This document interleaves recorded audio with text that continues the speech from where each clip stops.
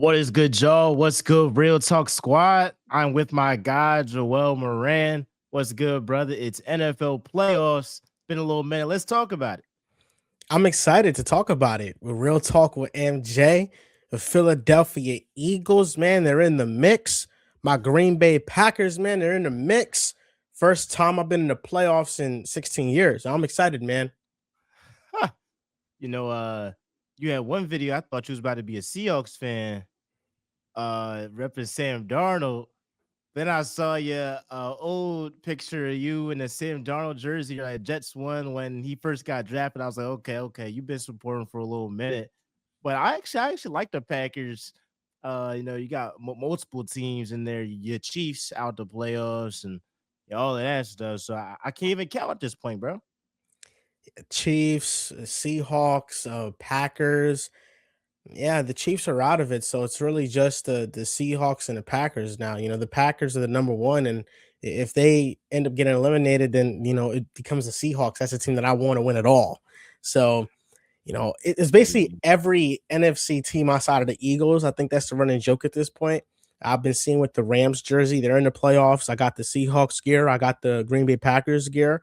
I mean, the only gear I don't have is Chicago Bears gear. I don't have Niners gear. I don't have Panthers gear. But the final four teams in the NFC, at least in my newsflash, is gonna be my prediction. But I have the Packers, Rams, Seahawks, Eagles.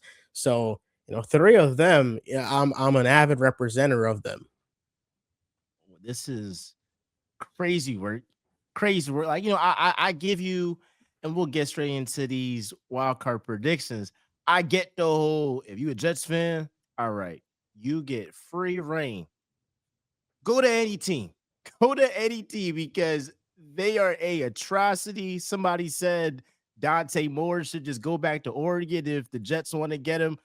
Eh, that's a that's not a crazy take. I'll probably do the same thing too with the way NIL is, but and the Seahawks though, that's crazy. But we'll first start off. First game of the wild card weekend, Saturday at 1 o'clock. Rams Panthers. Now the Panthers are double digit underdogs. Their division sucks. They have a below 500 record. I think general consensus: the Rams, Matthew Stafford, Sean McVay, they'll get it done. They'll move on to the divisional round. That's how it feels like. I think the Panthers are just outmatched. I know they beat them in the regular season, but the Rams had some fluky turnovers in that one. They had a pick six in that one. They had a fumble late. They had an interception on the first drive in the red zone, tipped off a defensive lineman. I don't think they play that sloppy offensively again, but they were able to move the ball with ease. Devontae Adams comes back for this game, and he's going to be ready to go. And just can't trust Carolina's offense. I think they're 26th or 27th in points scored. They haven't been able to run the ball in over a month, and Bryce Young is inconsistent. And Ted McMillan is their best player, but then you look at those receivers and you go, who else can really threaten you? So I think the Rams should win this pretty handily. I do too. I think, especially with them losing to the Panthers, now they have extra motivation. I do think if a team lost to another team in the regular season, have to play them again in the playoffs, that gives more fuel. And I'm looking at this Rams offense. You're gonna get Devontae Adams back. He's been an excellent red zone threat. Puka has been on another level this season, and Kyron Williams and Blake Corner. I think Blake Corner, he might be out for this game, or I know he's been a little bit dinged up, but I think the only thing with the Rams moving forward for them is that back end. Obviously, like Quentin Lake, he's been out. I think they realized how much Quentin Lake has, been a difference maker on that defense. That's why they gave him that extension. Manuel Forbes, he's the guy that started off really hot and then it regressed a little bit to the mean. So yeah, I definitely have them winning. And I'd be totally shocked if the Panthers just like go out here and win this. I would love it. I would love it as the Eagles guy, but I think we're pretty set on the Rams win that matchup. The next one, we gotta talk about your Packers against the Bears, 8 o'clock on Saturday. And there's like so many ways to start off with this. Uh where are you what are you feeling about this Packers team right now? Hella injuries. And I give Matt LaFleur and these boys credit. Without Tucker Craft, I mean, your banged up receiver core, Micah Parsons out, still able to be in the playoffs. I mean, just how do you feel like the Packers will do against the Bears team that, against all odds, against probably what everybody thought, won the NFC North? I still feel confident in the Packers. The last two games of the season, they threw in the towel. They weren't trying to have any more injuries to the team. They were trying to get into the playoffs as healthy as possible. Jordan Love gets concussed versus the Bears, and Malik Willis steps in and he doesn't play the next week against the Ravens because they realized that the Lions lost. So there really was no point. They had the playoff spot already locked up. So the Packers have kind of been on cruise control for a while now. And I understand like the injuries are big, and the injuries are the difference in the Packers being a Super Bowl contender and now being a team that can maybe win a playoff game, maybe two if things go their way. I think the offense is still good enough to go up against anybody. I think they're going to put up points. Jordan Love is hyper efficient to all those targets, and Josh Jacobs hasn't played, I think, in a week. So his knee is feeling better than it's ever has this season. And that's what he said. So if they can establish a run, they can air the ball out. I think, the problem isn't the Bears defense. The Bears defense, you're not worried about them. I know the Packers are going to put up points against that level of defense, and CJ Gardner Johnson being out for the Chicago Bears, at least I think he is because I know he got hurt in week 18. That could be huge because he plays very physical. He's a tough tackler and he can force turnovers as well. So I think the key for the Packers is to not put the ball in harm's way because this is a Bears team that they force turnovers, and that's how they are able to garner extra possessions. For the defense on the Packers side, I feel confident in the scheme. I feel like Jeff Hafley has shown multiple times before that he can get players to play at a really high level in the defense collectively to play really good football, even if there isn't that star on the defensive line. Last year, they were a good defense and they didn't have a Micah Parsons. So I think the hope is that without Micah, it takes them down a lot, but they aren't now just a defense that anybody can just carve up. And at least that's the hope. I think Trayvon Diggs is going to add a little bit, just a little bit to the team. And the Bears offense is very inconsistent. I think what scares me with them coming into this matchup is that Roma Dunze's healthy. Luther Burden has been one of the most efficient receivers in football since he's gotten more snaps. Colson Loveland, I think over the last month, he's second in yards per route run, only behind Trey McBride amongst all tight ends. Colson Loveland is flashing some serious potential as like an all-pro tight end player. So they're going to have all of the receiving quarterback. They're going to be healthy, and they can really run the football. So the worry with the Packers is, how can you stop them from chewing the clock and milking the time of possession? Because that's going to be key. Because I trust Chicago to run the football better than I trust Green Bay to run the football. So that I think this is going to be a high scoring affair. But what it comes down to is what defense do I trust to get more stops? I trust the Packers defense more than the Bears defense. So that's why I'd lean with them. The thing with the Packers, if the Packers take care of the football, they're going to win this game because the Bears defense definitely can get got. The only reason they've been able to get wins is by living off turnovers. Well, if you live off turnovers all the time, I don't know if that's a sustainable way to go in, game out. Like against the Eagles, they faced this. Hurts had two turnovers. They were able to capitalize. And you've seen multiple times, whether it's Kevin Byard leading the league in interceptions. You talked about CJ Garner Johnson, who has been going crazy since he been to Chicago, and he's gotten interceptions and he's gotten takeaways. So if you live by that, this might not be the best comparison, but in the NBA, it's like living and dying by the three. And it's like if you live and die by the three, if you don't hit your 3-point shots, you're cooked. Now, with the Bears, it's like, all right, you live and dying by takeaways. If you don't get those takeaways, then a Packers squad or another team is going to keep going up and down the field and getting points. So, like you mentioned with that rushing attack, DeAndre Swift, Kyle Monenga, they have been a phenomenal, running back tandem, and I think Ben Johnson deserves a lot of credit because he had David Montgomery and Jameer Gibbs, and they were amazing under Ben Johnson. Ben Johnson leaves the Lions, and that tandem isn't as explosive as it was last year. Then he goes to the Bears, and DeAndre Swift and Kyle Monenga, they're going crazy. So I definitely think the game plan for the Bears is to run the piss out the ball and put the ball out of Caleb's hands as much as they can. Obviously, they have to rely on him for a third down here and there, make a play here and there in the red zone for sure, maybe a deep shot, but they're not trying to put too much on their sophomore quarterback to make play after play after play.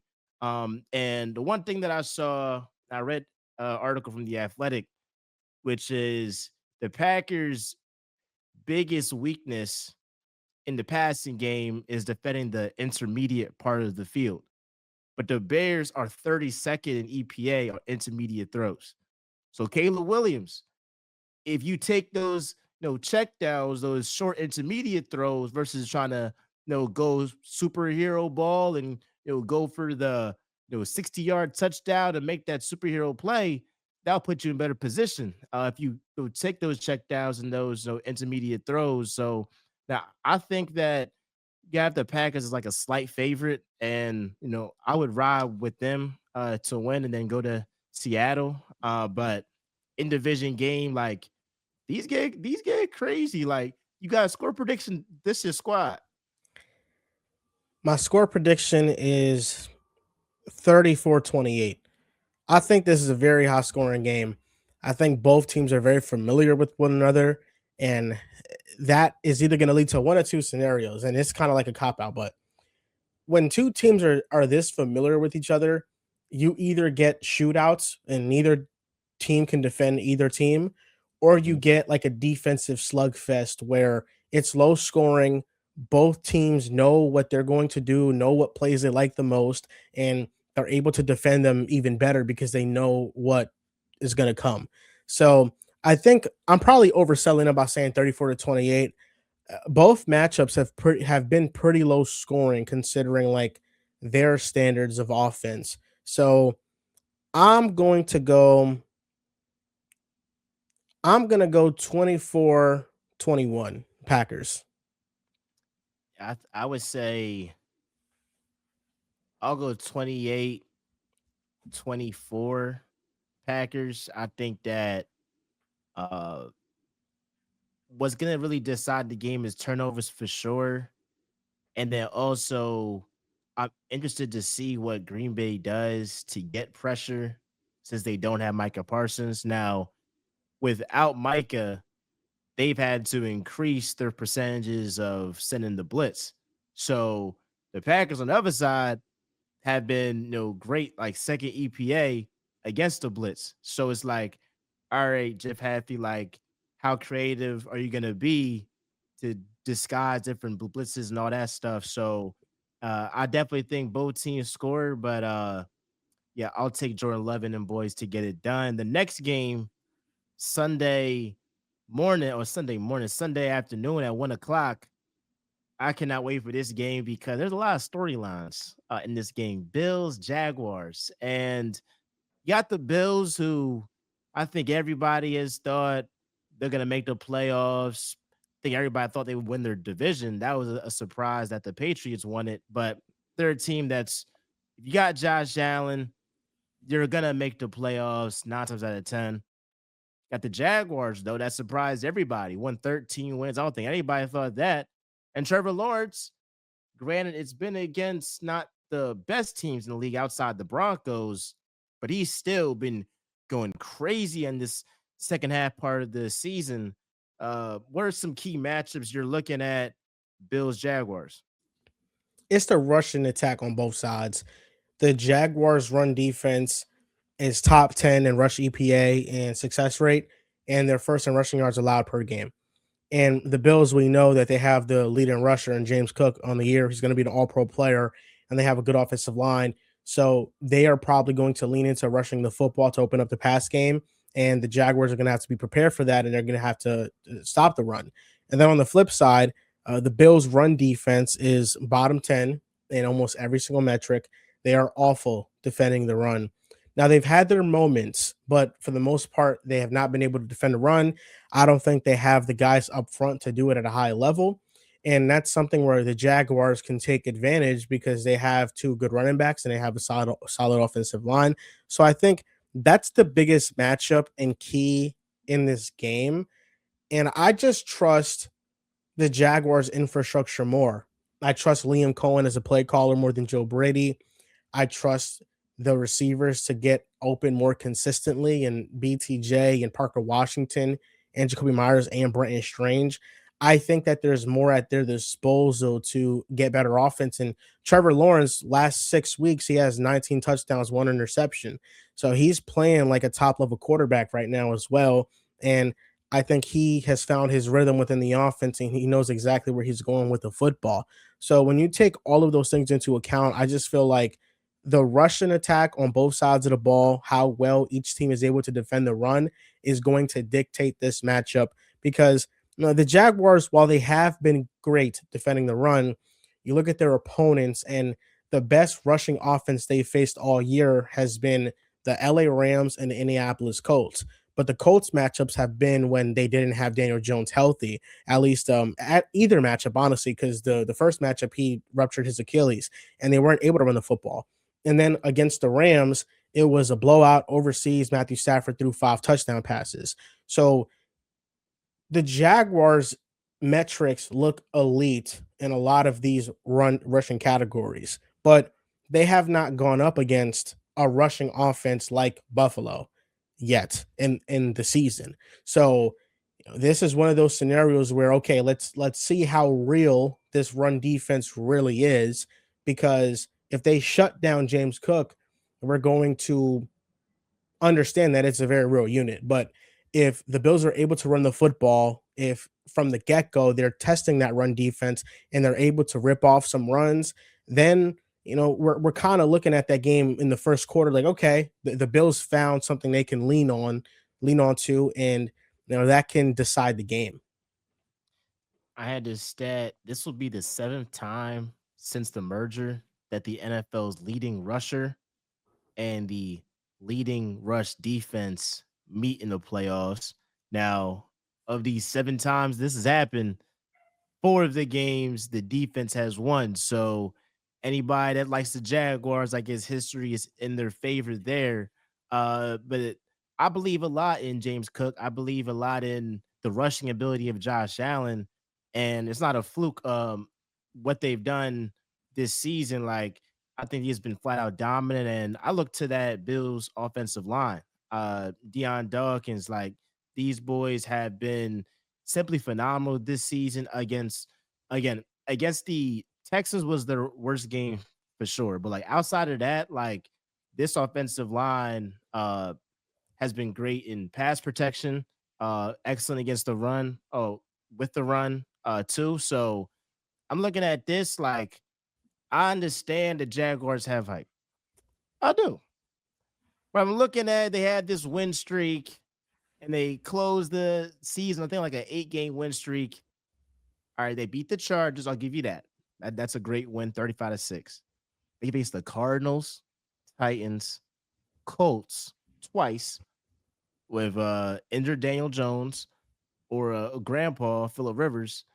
You got the Jets, Broncos, I'll give you that, and the Titans. So it's like, uh, I'll give you the 2 wins, Chargers and Broncos for sure. So people want to lean on that. But a lot of these games is like you're not going up against the elite quarterbacks. You're not going up against even, I frankly, just very good quarterbacks in this league. A lot of backups, a lot of rookies, all that stuff. So we're looking at this. I'll be honest, bro. I know we're going to disagree, but I don't see if Josh Allen is the best quarterback in the game, widely regarded as the best quarterback in the game. He got a great offensive line. His pass defense is ranked number one in the league. I'll give you the rush defense is terrible, but they're going to have some weaknesses here and there. You got a top 5 tight end tandem right there. And the wide receivers, they're not very good. So I'll give you the rush defense ain't very good. I'll give you the wide receiver core ain't very good.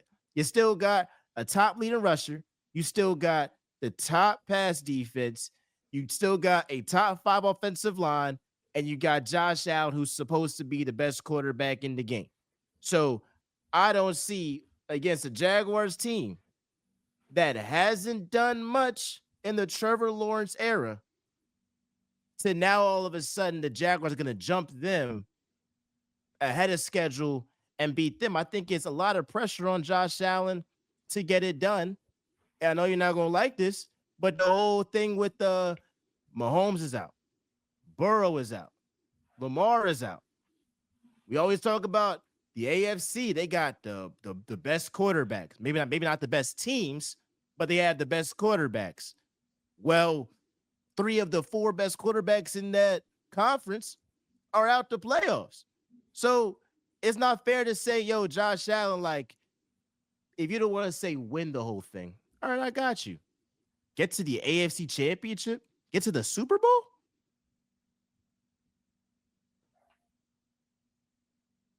Can you hear me? Yeah, I can. Yeah, I can. Okay. I don't know. You're asking me. Okay. So here's where I'll start. Of course, Josh Allen has pressure.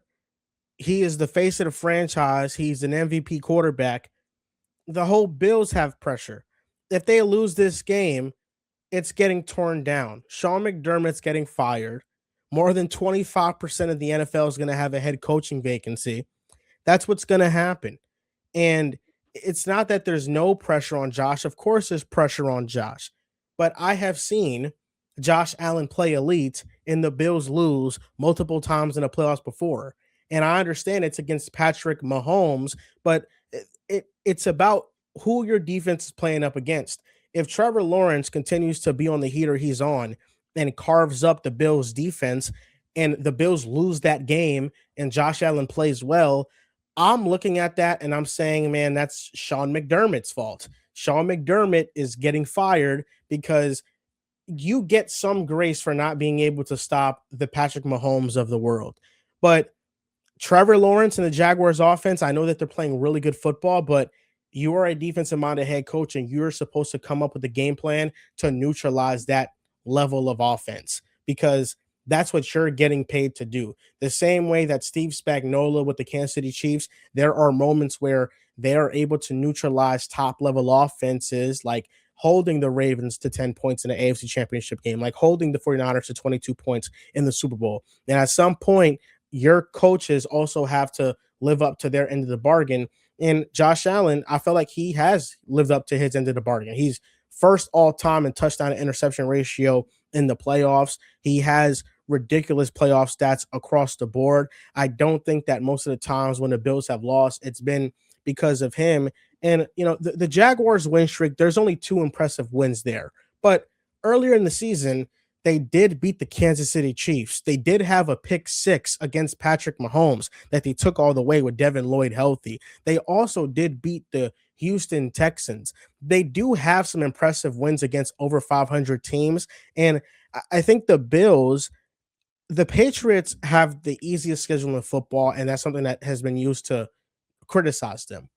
The Bills are in the same division. They play the same opponents as the Patriots. They had the second strength of victory in the NFL. I think the strength of schedule, they were number 2 easiest. So the Bills also, the pass defense being top of the league, they're also not playing a lot of top end wide receiver talent. They're not playing top end explosive level offenses, and they've still gotten gashed on the ground. They're still a terrible run defense. So I think if the Bills lose this game, which I'm predicting the Bills to lose this game, I think it's going to happen because the defense is not able to get a stop. Now, if you tell me that the defense will play well in this game, then I think the Bills win this game. If the Bills defense plays well, I think they will win this matchup. And if Josh Allen plays poorly when the defense plays well, and he is clearly the reason why they lost the matchup, then yes, he deserves to be scrutinized. My issue is that there's already this narrative that no matter how it happens, if he loses, it's a failure. Even if if he plays ridiculously well. That's my issue because it's not like it's a far-fetched or out of reach possibility that he can play amazing and the Bills can still lose this game. I think like good points in terms of like we understand context everything. So if Josh Allen goes out here, has 300 yards, 4 total touchdowns, and his defense, gives up 35 points. All right, you're not gonna be looking like Josh. You're not that guy. I will say though, if that defense hold them to less than 30 points, regardless of what happened, and they lose, nah, nah, no way, no way. Like, and I think my biggest issue with it is why would Josh we're already putting the caveat before the playoffs happen. Like, can the playoffs happen? And then we say, all right, y'all being too harsh on him. But I don't remember with Patrick Mahomes, with Lamar Jackson, that before the playoffs, we're like, all right, they don't have the team. I remember like the Chiefs, they had 11-6 record, and they weren't too good. They had to go on multiple, away playoff games. They were an underdog. It was still pressure on Mahomes to be like, hey, you're the best quarterback in the league. You're, this generational quarterback. Yeah, you don't have the best talent around you, but you got to get it done. So I think my whole issue with it is we got to hold Josh to the same standards of the elite quarterbacks that are on his level. The So, one thing with Lamar, oh yeah, yeah, what's your response? I think that the caveat is only being put in place because of the stipulation that was there in the first place. The caveat is the reaction to the narrative that was created. It's not like people came out and just said, yeah, listen, if Josh loses, it's not a failure. No, people already had started the narrative that if he loses, he's a failure. There's no Mahomes, there's no Lamar, there's no Burrow. I mean, please correct me if I'm wrong. If Patrick Mahomes, Lamar Jackson, and Joe Burrow were in the playoffs right now, that would objectively be an easier path to the Super Bowl for the Buffalo Bills than the teams that they have to play right now. This year, the Ravens suck. The Chiefs suck. The Bengals suck. This year, all those three teams suck. The Bills are better than all of them. All of them. And the Bills this is not a great team. They're just better than those teams. Those teams are weak. So if they were in these playoffs, like if Lamar Jackson barely made it by the skin of his teeth by outdueling a 42-year-old Aaron Rodgers, and nobody was going to put that type of narrative on Lamar Jackson that he had to make the Super Bowl because everybody would have realized that the Ravens kind of sucked this year. In last year, the narrative wasn't on him either on that Ravens team. The only two teams that I can remember where there was a narrative on Lamar, really only one, was 2023, was when they had a historic level defense that had a triple crown, least points allowed, most sacks, most takeaways. They had all three. And that was the year that I was like, okay, if not this year, then when? Because this feels like everything is aligning for them. But even then, nobody said it would be a failure, a massive one, if they lost. They scored 10 points and on at home and they lost. When Mahomes in 2023 made the playoffs as a wild card, even though they won the division, there was a lot of pressure on Mahomes. But the difference is that Mahomes is held to the standard of Tom Brady. That's why. That's the only reason why. When it comes to Mahomes, even now he gets criticized for dumb stuff. But when it comes to Patrick Mahomes, it's okay. At that point in time, he hadn't won a road playoff game, and he was going to have to go on the road and beat Buffalo and Baltimore. And that wasn't that great of a football team because all season long the offense was terrible. They led the league in drops. There was a narrative that Mahomes was regressing. So with Mahomes, it was less about making a deep run and more about proving people wrong that he was a regressing player because people had already started the narrative that he was regressing as a player. With Josh Allen right now, listen, they're the sixth seed. This is not like uh an all-time football team where they're the heavy favorites. There's a lot of teams in the AFC that have better rosters. The Bills just happen to have the better quarterback.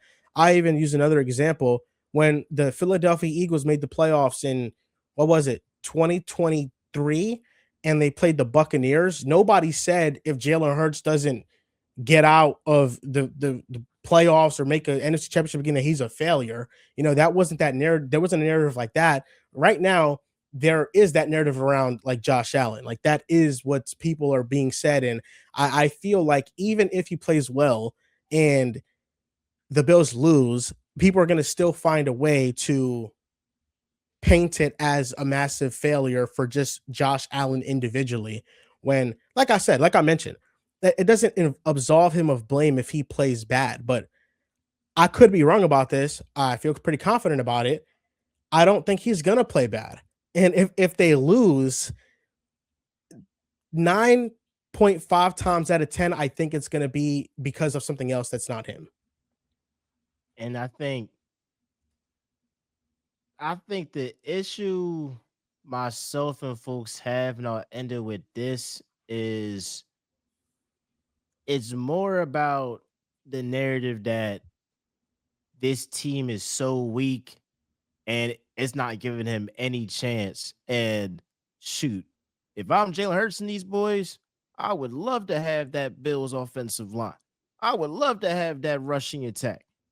I mean, a lot of teams they would love to have the pass defense that the Bills had. They would love to have again James freaking Cook in the backfield that shoulders a lot of the load there because when he has less than 100 yards, more times than not the Bills lose. When he has over 100 yards, more times than not they win. So I think it's more about all right, Josh. We not trying to hear you ain't got nobody.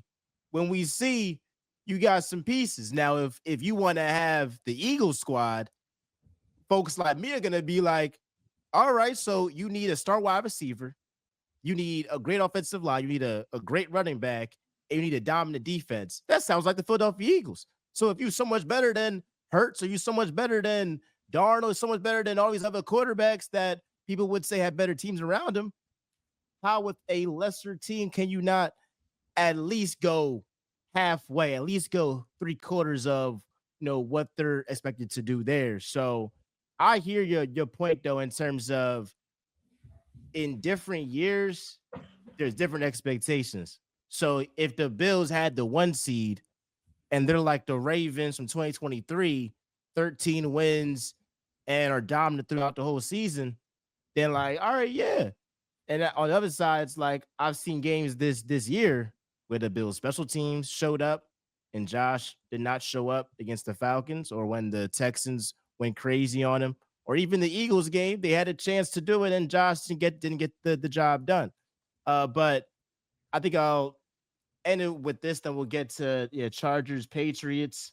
Um, I got the Bills 27, the Jaguars 26. I think it's gonna come down to like a last drive uh field goal to win it.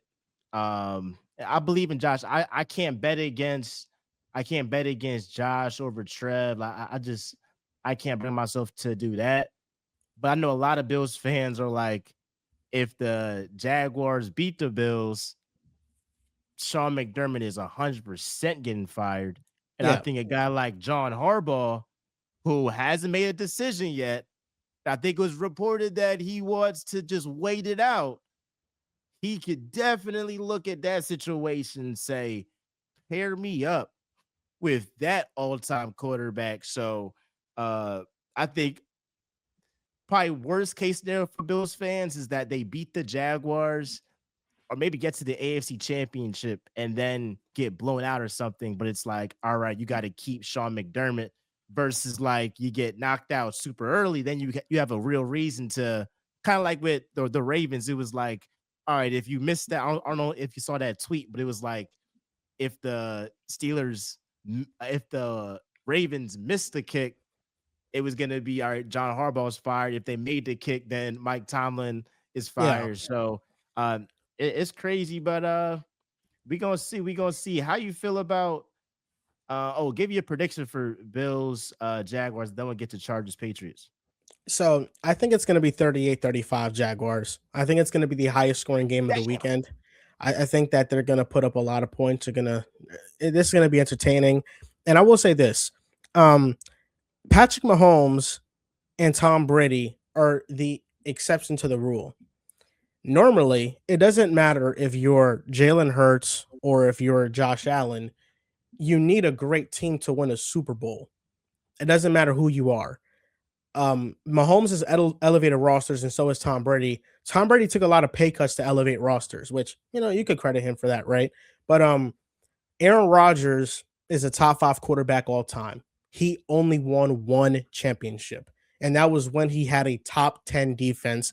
Charles Woodson, Clay Matthews, and like Tremont Williams, like so many elite players. And offensively, Greg Jennings, Donald Driver, James Jones, Jermichael Finley, like it was offensive line stacked defense. I didn't even mention BJ Raji. Like Aaron Rodgers only won it once. He is a top 5 quarterback all time. Drew Brees only won it once. That was when he had an elite team. For the most part, like even if you look at multiple time Super Bowl champions, Joe Montana won multiple times because he was on the most stacked team in the era. Like the 49ers they were loaded with talent. Troy Aikman won multiple times because the Cowboys were loaded with talent.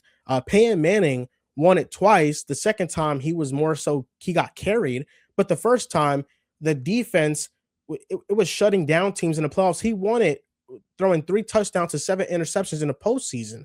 So even when it comes to all-time quarterbacks, they for the most part only win one, and it's when they have an amazing talented team. Very seldomly are they carrying teams to the Super Bowl if they don't have a very good roster. Yeah, I think I'm happy you made that distinction with Mahomes and Allen because that's where a lot of the criticism comes too. Yeah. Because can we stop comparing these people to Patrick Mahomes? I'm a huge Hurts guy. I'm a huge Hurts guy. I will never, unless this brother goes on a three-peat, I will never say anybody is on Mahomes level. I would never. The one thing Mahomes got is the coach and all that stuff, and that's definitely valuable. But uh, when you have the different pundits saying, "All right, Josh is over Mahomes, he's a better quarterback," and then he's not held to the same standard that Mahomes is, basketball wise, it's like when Kawhi was like over LeBron in like that COVID year. And it was like, y'all don't even like believe that because you don't even hold him to that same standard that you hold LeBron to. So that's where the frustration comes. But yeah, 38-35. Yeah, that's gonna be a freaking a shootout. A shootout. Yeah, I got 28 26. All right, let's get to Chargers Patriots briefly. I think that the Chargers upset the Patriots. I've been a Herbert critic, but he's earned my respect this year. I mean, that offensive line's a joke. Injuries left and right. And with Ladd there, with Gadsden, with Keenan Allen, Quinton Johnson, who has been having a great year. Like he got the pass catchers, Vidal, Moran Hampton back.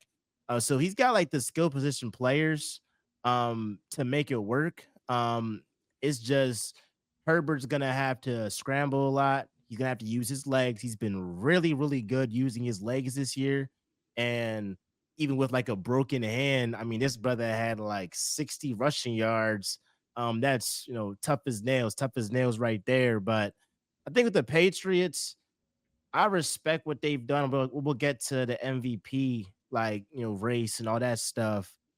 But strength of schedule is a thing. Like the quality of opponents, the quality of quarterbacks that you face in the regular season is definitely could be a knock on you, could also be something that, supports your case to win the bowl. But the competition that they faced the Ravens with Lamar being injured, Joe Burrow's backup. Joe Burrow was out. Then you have the Jets that are a wash. The Dolphins, one of those games, Quinn Ewers was in there. And I still feel like the Patriots, like they deserve a lot of respect because nobody still would have thought that they would probably be the second seed, even with their easy schedule. So I definitely respect what they've done. But this feels to me that Justin Herbert gets his first playoff win. I'm in line. I mean, I think the Chargers are a better football team. They're 4-2 against 500 teams this year, or I think teams in a playoff in a playoff games right now. So I think that's their record against good teams. They beat the Eagles, they beat the Broncos, two defensive lines that are better than the Patriots. I just think that when it comes to the Chargers, the teams that they're going to eventually lose to, or if they lose in this one, we don't know just yet, but it's going to be because their offensive line gets overwhelmed because it's the worst offensive line in the playoffs right now. But Justin Herbert has been able to at least like survive behind it, which has been impressive. And the defense for the Chargers, I mean, since week 10, they are second in defensive EPA per play. They're top 10 in yards allowed. They're top 10 in points allowed. This is a very great defense that they have a good defensive front. They got good linebackers and they got a good secondary that they close in on the ball. And against a team like the Patriots, who I don't really feel very fearful of any of the weapons they have on the outside, I think that they can do a great job at limiting the offense. And the Patriots on defense, they're 31st in pressure rate when they don't blitz. If they're not blitzing, they aren't creating much pressure. And I think that it bodes well for the Chargers because the Chargers are either going to have one-on-one matchups, but the Patriots probably are not going to blitz as much because you don't need to against this offensive line. And I think that there's going to be some moments where Milton Williams wins, where Christian Barmore wins, but for the most part, I do think that the Chargers will be able to move the ball enough for them to win this football game, and their defense, I think, will play really well as well. So I think the Patriots, they have shown that against good comp they can hold their own, but I think the Chargers, they're they're made for this moment, and I think Justin Herbert finally gets his first playoff win. Let me ask you this: who has more pressure in the playoffs, Justin Herbert or Josh Allen? Josh Allen. Herbert's offensive line is so bad that it's really like it's really hard to survive behind it. Like I think the fact that they won 11 games this year is pretty shocking, but yeah, the offensive line is so bad. It is the worst unit in football. And even if you look at like all-time bad offensive lines, like the offensive line Burrow had when he went to Super Bowl, the offensive line Eli Manning had when he won the Super Bowl, the offensive line the Seattle Seahawks had, they all have graded out better than the Chargers, like just individually player for player. Like every player on the Chargers offensive line is terrible. There's not one player that's good on their offensive line right now. Yeah, I saw it when my Eagles played him. I mean, he was under distress the whole entire night. It was a joke. Like it was like a joke. There's a sack party there. Um, and I agree. Like, yeah, I've been a big critic of Justin Herbert, and I think the whole thing of production over talent gets overblown sometimes. What I will say is this Chargers offensive line, it's a joke. It's a flat out joke, and it brings up a conversation of would you rather have a great offensive line or great weapons? Because Herbert, he got the weapons. It's not even close. Talking about like Ladd and Keenan Allen, you got Gadsden, Quincy Johnson, compared to like Khalil Shakir and Keon Coleman and Dalton Kincaid. But the Bills' offensive line is so much better that opens up the run game that gives more time for Josh to pick apart these defenses. And if you give these great quarterbacks enough time in the pocket, they're gonna pick you apart eventually. They're just too good. I think that that offensive line play it gets understated so much. And it kind of brings me to the next game on Sunday. And can we talk about this Eagles 49ers?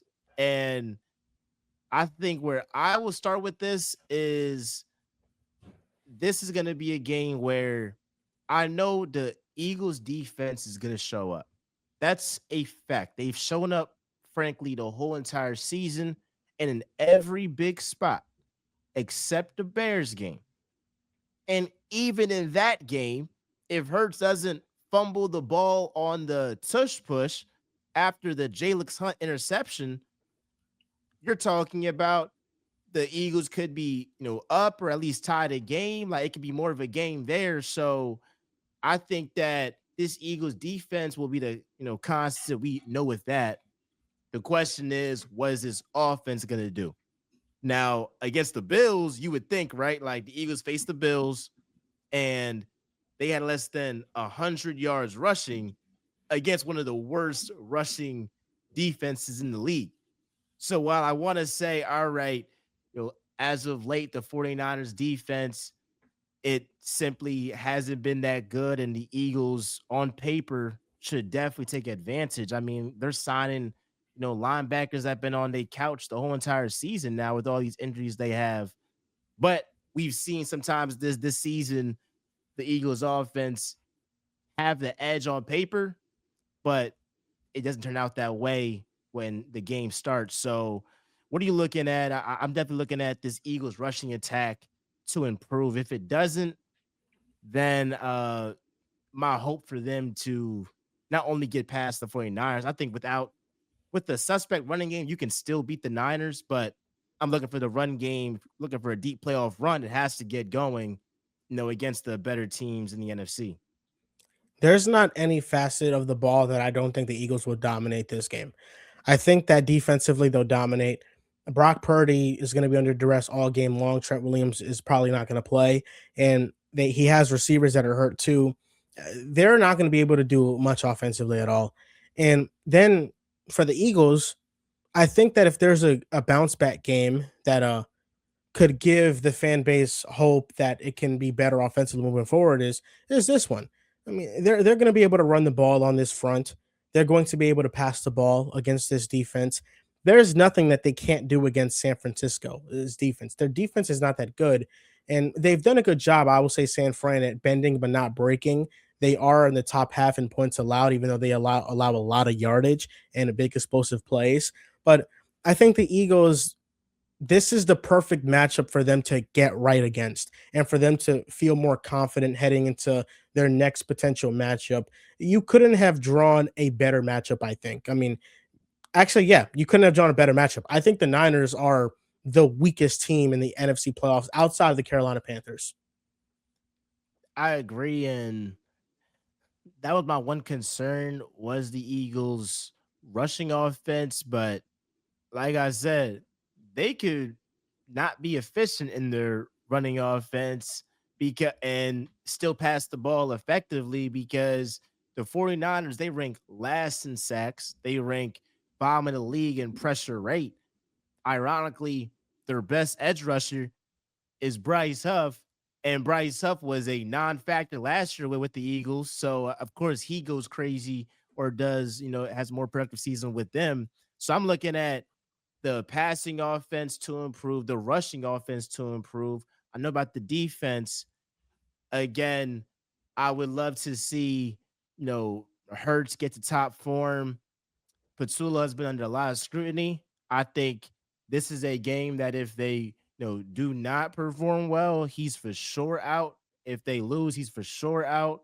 But no, like you said, this is a perfect matchup for the Eagles because they're top two in the league at defending tight ends. It's them and the Bills. Look, George Kittle is gonna probably get his regardless, but there's not a team equipped to guard George Kittle than the Eagles. You got N'Kobe Dean, who's been way better in coverage in past years. Zach Bond, who's playing like an all pro again. Jahad Campbell, if he's got to be in there, he's showing great flashes too. So they got the bodies there.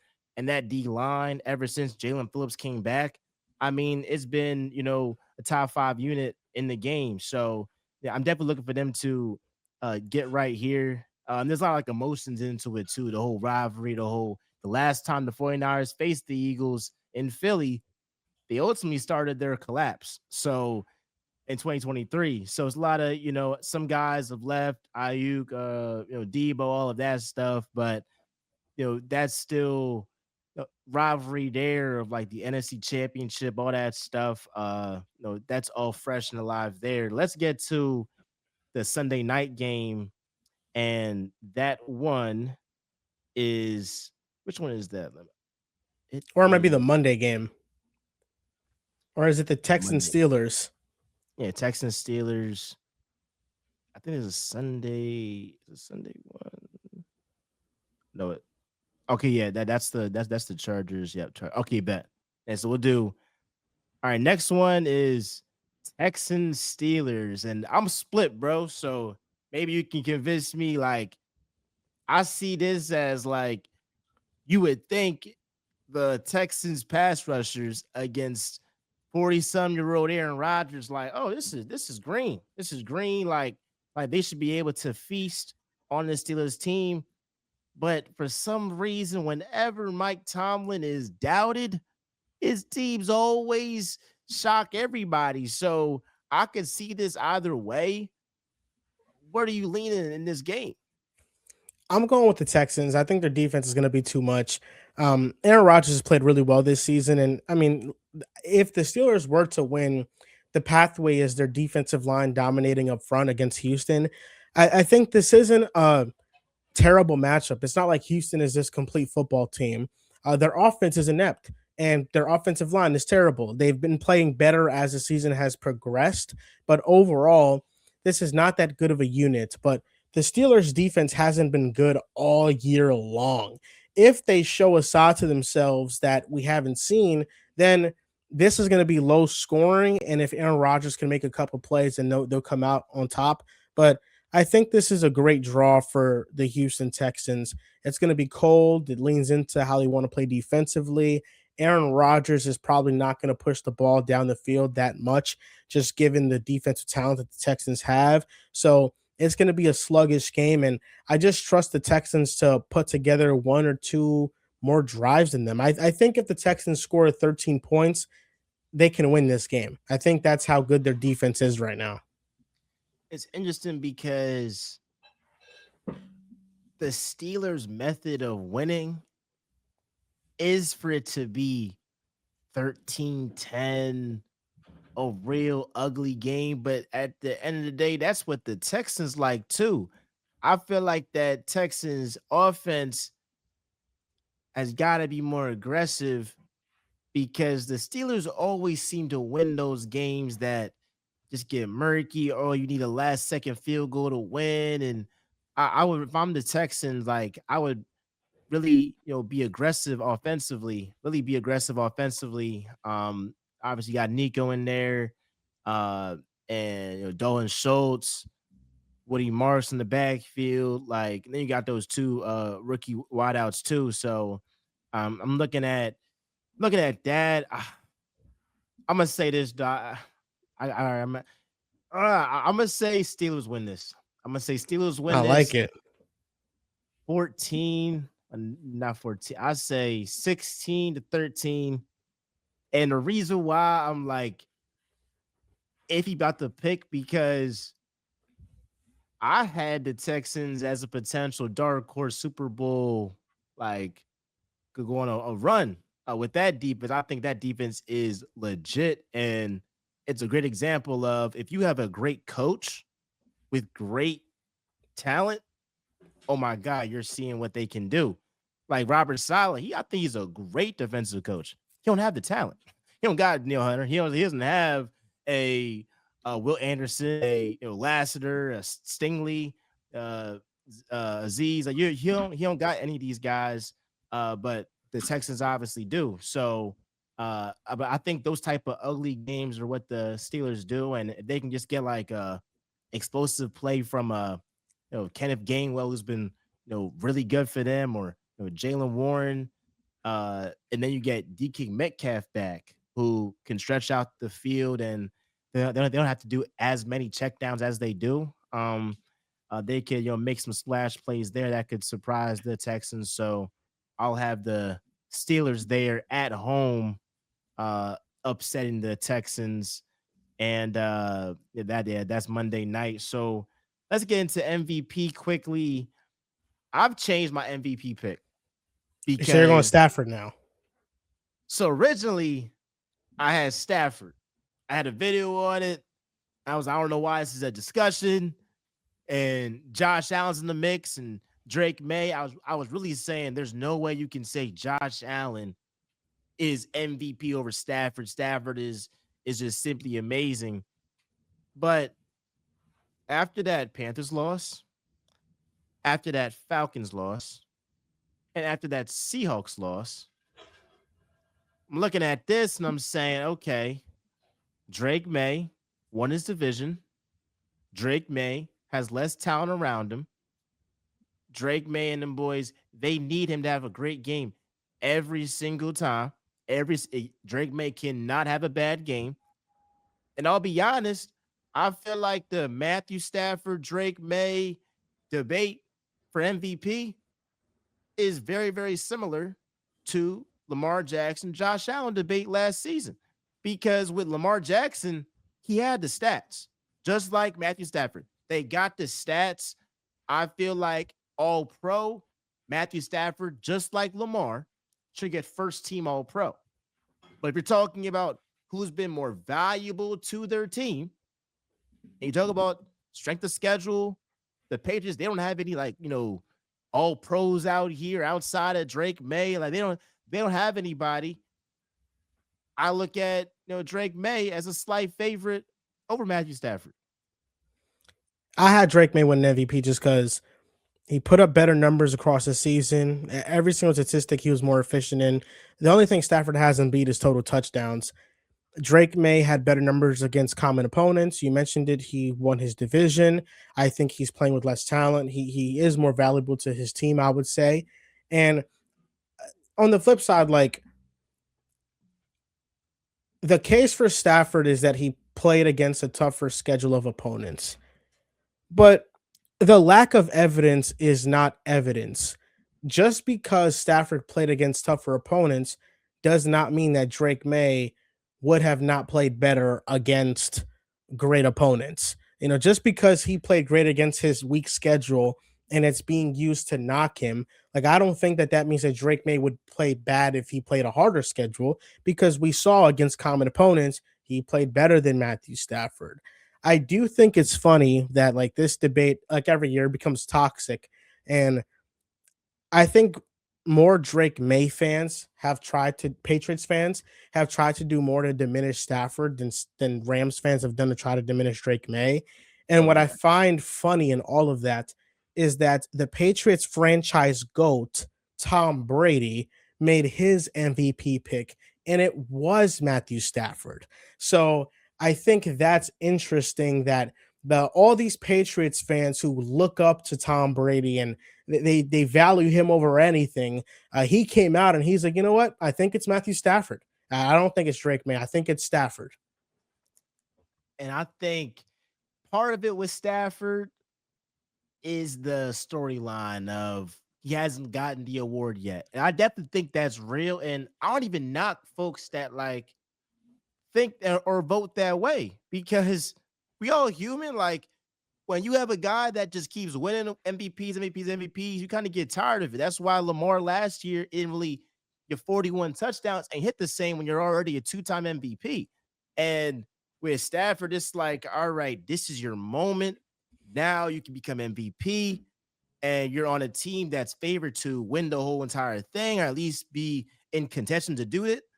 I'm like, the whole storyline plays into Stafford's way for sure. But also with Drake May, it's like, all right, you're kind of the heir to the Patriots throne in the post Tom Brady era, and that's helped him. But it's going to come close. Like I really don't know who's going to win it. I think folks will probably lean Stafford because he has more touchdowns, but Sean McVay, he's very slick because I ain't gonna say it's like the tush push, but there was times they could just ran the ball in and they said, "No, we're gonna give Stafford," and then they knew it. If you have such a great offensive play caller like Sean McVay, like he's gonna show some love to his quarterback, try to help him out, give one-on-ones to Puka or Tay. I mean, Tay was going crazy from the red zone, so I get it all, but yeah, I would probably lean Drake May given the way if Stafford didn't have a game like he had against the Falcons, then I would lean Stafford there. But we'll lastly get to a lot of coaches have been fired, coordinators, head coaches. Talk about John Harbaugh and the Ravens. That's over. The Falcons, Raheem Morris. That's over. Mike McDaniel today he got fired after they said that he would stay. So it got me thinking, all right, do y'all want John Harbaugh? But other moves too, Pete Carroll, Kevin Stefanski. What's a firing that surprised you the most in this Black Monday and this this whole entire week after the season? I would say the Dolphins. John Harbaugh getting fired, I felt like it was time. I wasn't that shocked at it. I didn't think it was going to happen, but I wasn't shocked that it happened because I would have done that. But after Black Monday, after Tuesday, it's been 3 days and Mike McDaniel was still the coach for the Dolphins. I thought that he did enough to keep his job. I thought that the Dolphins rattled off wins late in the season, and Quinn Ewers, their seventh round rookie draft pick, played well also, like in his system. And it's not his fault that Tua is just not that good of a quarterback. I think it's really he maximized what Tua was, and he got burned for it. He was the reason Tua got paid because Tua's numbers were so great that it was impossible for his agent to not have leverage in negotiations. And that was Mike McDaniel. He was so good at his job that he made somebody bad look good. And I think that's not a knock on Mike McDaniel, but him getting fired shocked me. And I know that everybody is clamoring for him to be their OC. I mean, the mark of a great coach is when they get fired, how many fan bases want that guy to coach their team. And Yeah. everybody came out the woodworks. Mike McDaniel, let's bring him in. OC, let's bring him in. He would do wonders for us. But I think that he's a head coach, man. I think he's a head coach. I think Mm, he should be a head coach for another organization. And my pick would be the Tennessee Titans or the Atlanta Falcons. I think the Falcons are interesting because they have better personnel than the Dolphins. They have a good defense and offense. And Michael Penix is similar to Tua. He has more talent than Tua too, but I think he's similar to Tua. The injury history that is there too. But I don't know. I feel like if Mike McDaniel picks another job, I want him to pick a job where the quarterback there is a real superstar talent. And I think that's Cam Ward. I think Cam Ward is a superstar. And I think that if he goes to the Titans, that would be my favorite scenario for him. wow. And going off Mike McDaniel, I was definitely I was more shocked that Mike McDaniel didn't get fired immediately. Hell, during the season, I was more shocked about the timing because I thought he was good. Then the John Harbaugh stuff come out, and they was like, "There's one team that already has a coach that called John Harbaugh to see if he would like to be there." So I was more shocked with the timing of it, not really shocked about the actual move. Now, the Mike McDaniel thing is brings up a conversation of how much quarterbacks get these guys fired. And you look at Pete Carroll in the Raiders. He wanted Geno Smith. Geno Smith was terrible. You're out after 1 year. Jonathan Gannon, Kyler Murray. Kyler Murray got Jonathan Gannon fired. If Kyler Murray was a real franchise quarterback, the Cardinals would be more competitive, and it's a higher chance Gannon doesn't get fired. Now, I'm not saying these coaches are perfect. I'm not saying some of them just deserve to get fired regardless. But when you're handicapped by bad quarterback play, that's gonna get Everybody fired the GM. You saw it with Joe Douglas. You whiffed on Zach Wilson. You're cooked, buddy. You talk about even on the other side, the great teams in the league. If the Eagles whiffed on Jalen Hurts, Nick Sirianni is not a head coach in the league, or he's at least not with the Eagles anymore, because you're not gonna have a good season. You're gonna be cooked after a year, 2 years. You're gone. So I think this just shows how much quarterback play matters and how much certain coaches are dependent on their quarterback to be great. Sean McDermott has a job because Josh Allen is great. I think John Harbaugh had a job for as long as he did because he got paired up and lucked up with getting Lamar Jackson. So the thing that I was most surprised about was John Harbaugh, because I did not think they would actually do it. It's obviously easier when y'all miss the playoffs, but I suspected that there was some rumblings between Lamar and Harbaugh, and whenever certain reports come out that are like against a player, I always think about, okay, like who benefits the most? And it was all of them Lamar hit pieces about how he's not locked in all the way. I'm like, okay, I wouldn't be surprised if that's John Harbaugh agent trying to leak some stuff, trying to make his client look a little bit better there. But I was surprised with the Ravens. I think they'd actually do it, have the balls to do it. And then now we're in a situation where, you know, the Ravens job, I think Brian Flores could, definitely be in the running for that. I would love for him to get that opportunity. I could see John Harbaugh going to the Falcons. I think that's an attractive spot. I could see the Dolphins as well. I can see the Giants. They have a young core there with Scat and Dart and Neighbors, all that stuff. So I was definitely surprised most with John Harbaugh getting fired, and you're gonna see the ripple effects um of that.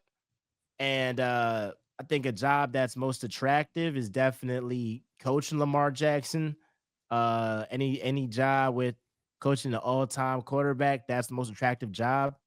And also, coordinator wise, if Mike McDaniel joins the Lions, bro, like I'm just be pissed off because I want him in Philly so bad. I want him in Philly so bad. And it's like, oh my gosh, like, but also like the Lions, like, shoot, like if they get Mike McDaniel with all that talent, that would be amazing. Is there like with the coordinators, is there like a coordinator opening that you're just like eyeing right now? You paid any mind? Well, I think the Lions one is really good, and I think the Eagles one is really good. Um, we'll see what happens in the playoffs with the Eagles. That's, I think, the biggest deciding factor. If they lose in the divisional or anywhere before the Super Bowl, to be honest, then I think you're going to see some changes there. Um, but yeah, I think just the best destinations for me would be the Falcons, Giants, the Titans, and the Ravens.